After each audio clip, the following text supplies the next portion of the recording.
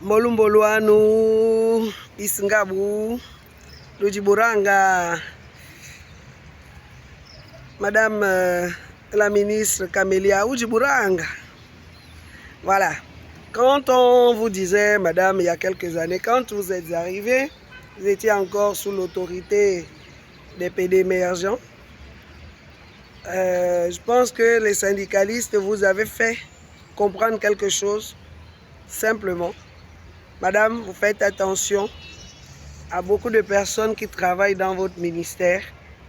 C'est souvent eux qui mettent les ministres en mal devant les syndicalistes. Simplement pour vous dire que nombreux font très mal leur travail parce que à la fin, c'est le ministre qui est indexé.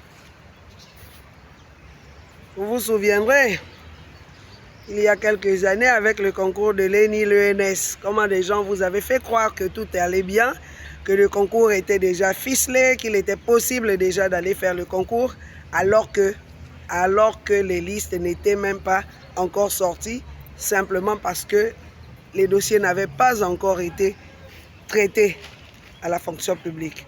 Donc, de la même façon, ils voudront toujours vous faire croire que le travail est fait, alors que le travail il est très mal fait.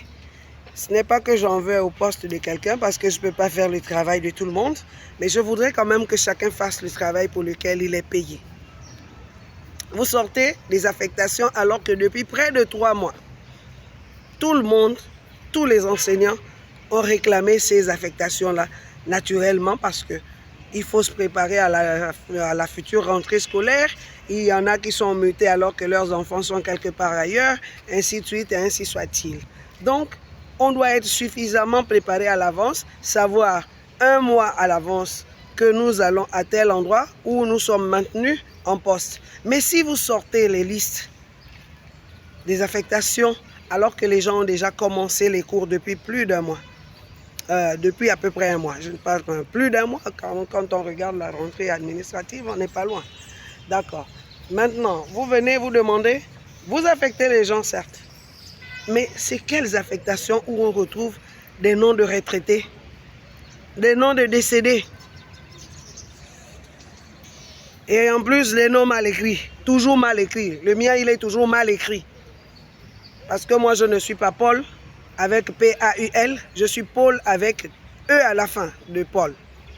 Et j'ai 2 autres prénoms. Apprenez maintenant, chaque année on nous fait remplir des listes qu'on envoie à la direction de l'enseignement secondaire et qui ne sont jamais actualisées. Voilà pourquoi vous vous retrouvez avec des morts dans les nouvelles affectations. Arrêtez de nous fatiguer. Et en plus, vous affectez des gens et vous ne mettez pas d'autres à la place. Ah messieurs, nous sommes 3 enseignants. Si vous m'enlevez 2, sans en mettre un autre à la place, vous voulez que j'enseigne seul à messieurs? Et je fais comment? La magie? Vous saviez pertinemment que les gens ont été admis à des concours. Donc il fallait procéder à des réajustements. Vous n'avez pas fait ce boulot. Pendant 3 mois, vous êtes assis dans vos maisons, dans vos villages, en train de courir partout pour accueillir le président, alors que ce n'est pas à vous d'aller l'accueillir dans vos villages. Vous auriez dû rester dans vos bureaux pour travailler. Et nous, quand on arrive, on trouve les choses déjà assainies et on commence à travailler. Vous affectez les gens maintenant, vous voulez les remplacer par qui? Vous voulez déplacer les gens? Comment ils font avec leurs enfants qui sont déjà inscrits en fonction de leur lieu de travail? Madame la ministre, ce n'est pas parce que les syndicats ne vous posent plus de problèmes en termes de grève que vous pouvez vous targuer de bien manager le ministère.